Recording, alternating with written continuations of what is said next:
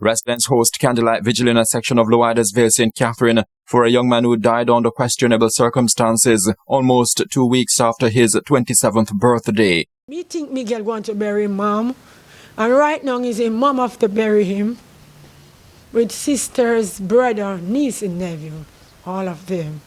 But I'm telling you, Miguel going to get through, and Miguel going to get a good funeral. His mother says the untimely death has hit the entire community hard. Everyone mourning, down to the little baby, mourning for Miguel. Everything you hear them talking, Miguel all over the station, just Miguel. All along the whole community, all way. Cannot believe Miguel dead like that. At the time of his death, the youngster was the second person from Loidersville to lose his life under dubious circumstances within weeks. The other is a much older man who died in a crash while he was being rushed to hospital. We encourage you to subscribe to our channel right now and stay with us as we go beyond the sound bites and the headlines on this, the big story.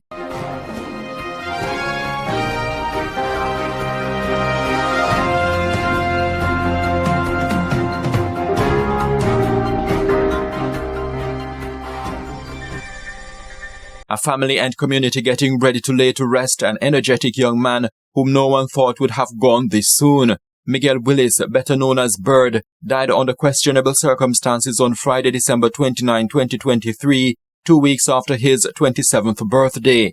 His relatives and other loved ones recently gathered in their numbers to light candles in his memory in the heart of his community, Union District, Loidersville, St. Catherine. Miguel loved many things, not least among them his bicycle, which grabbed a lot of attention partly due to its strategic positioning at the candlelight vigil held on Saturday, January 6.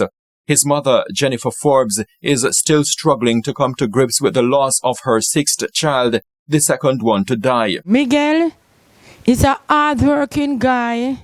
He don't make trouble, and he's an honest little boy. If you call him to do something, him is there.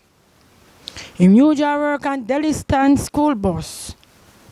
So him don't work on it since this time. Because through police, more time they run down the van. So I'm just hang on. When them do little mason work, him is there. If you buy a load of sand and ask him to take it up off the roadside, put in your yard, him do that. Him wash vehicle. Him work on the sound. Him do every little thing for him living. He think Miguel want to bury mom. And right now he's a mom have to bury him. With sisters, brother, niece and nephew. All of them. But I'm telling you, Miguel going to get through. And Miguel going to get a good funeral. She noted that she is not alone in grief. Almost the entire community is. When I got the call on Friday, I'm run off. If you see the state, we are run off, you know. And on the whole community, Clarendon, Bagwalk, Linstead, Ochi, Spanish Town, everywhere, Pellington, Bolas, everywhere, we're mourning for Miguel. Every time you hear them talk, just Miguel is a nice and handsome guy. He don't make trouble with people. And I lost my baby. I left mourning in the community. Brothers, sisters, nephew, niece, auntie, everyone. Everyone mourning, down to the little baby, mourning for Miguel. Everything you hear them talking, Miguel all over the station, just Miguel.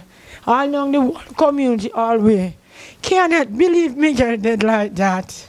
An autopsy is expected to determine the exact cause of death, but suspicion is rife that Miguel was electrocuted while setting up the Ghetto Rock sound system to play at an event that was being held on Friday, December 29.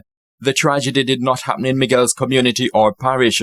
It took place a few miles away from there, in a district known as St. John in Clarendon. Miguel had left his community and traveled to Clarendon along with the sound system team, which was to provide entertainment at an event. Amid intermittent rainfall, he, using a ladder, had climbed a utility pole to connect the sound system to a Jamaica Public Service power line. While he was doing that, Miguel suddenly started falling from the utility pole, hitting one of his co-workers before landing on the ground. His mother recalled seeing him hours before he died, neither of them knowing that would have been their last shared moment. She said her son even promised to give her a special gift for her January 7th birthday. Miguel checked me on Friday morning. And he come and said, Mom, you all right? I said, yes, son. I said, me cooking. He said, what you cook? I said, I cooked some brown stew chicken and basmati rice. And I said, you need some? He said, yes, Mom. I give him one of my lunch dish full. And I go in the fridge and I give him 2 eggs. I give him oats and milk. And he said, I'm going to fry the egg and eat with him rice and something. And so. I said, God, go with you, my son. I see you next week, Mom. I know that next week, Sunday, the blank week, Sunday coming. You're 55-year-old, my mom. And I'm going to give you something nice for your birthday, my mom. I wake up, and he come in like I saw him stand up before me. And I asked him, Miguel, I'm asking you to take the tears from your mother's eyes. Don't make me afraid. Don't make me afraid, baby. Don't make your mother afraid. Hear me? Noting that Miguel's birthday was on December 15, mere weeks before hers, the mother said she tried to ensure that he enjoyed it. I know that his birthday is the 15th of December gone. And I tell him to meet me up the road the morning, the Thursday morning. And I make sure I give him my money. Go and enjoy yourself, my son. God go with you. And don't make anything bother you, my son. You're not a troublemaker. You're a good boy. You live good with your brother, your sister, your friend, and everyone.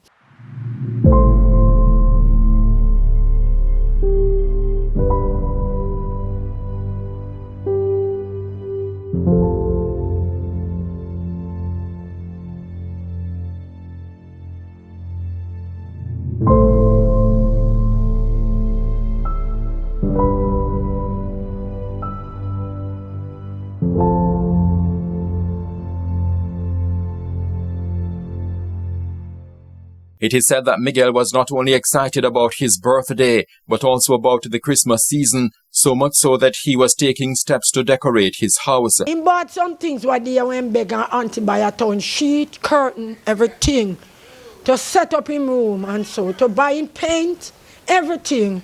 And my son never lived to do that, to paint up the house, put him pretty sheet on him bed, and all those things. The mother stated that Miguel, like most of her other children, was kind to her, always offering her something, though she is employed. He said to me, Mom, I'm going to give you something, but next week, I'm going to call you. If you're out on the road or you're at home, I'm going to call you and give you money. All when me work in a week time, me get me salary from my son. I don't know who are going to give me now. I don't talking about the other one, but that one, all of them give me. But he makes sure me have money in my purse. Miguel, who loved playing football in his spare time, attended Loadesville Primary School, Kellits High, and Yorton High. Nobody called that boy Loadesville say him do anything. No one. No one. He's a good boy. Him don't make trouble. If somebody a fast with him, he walk them out. And him gone about him business. And if him not have nothing to do today, him not left in yard to when he know me come from work in country. I say, where you come from? Mom, you know, say, I'm up a yard, me there, I know you just come in. So I'm come check you. Miguel is an honest boy, good boy, him don't do nothing. Him is not a thieving boy. I can give Miguel any amount of money to keep.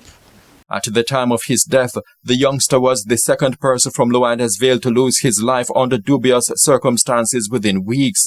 The other is a much older man, Keith Winkle, who died in a crash in his community last November while being rushed to Linstead Public Hospital. It is not yet clear to the Beacon if Winkle died as a result of his illness or as a result of the accident. He was laid to rest in his native Top Hill district, Loadesville Division. On the behalf of videographer Dean Alcott, I am Horace Mills reporting for the Jamaica Beacon.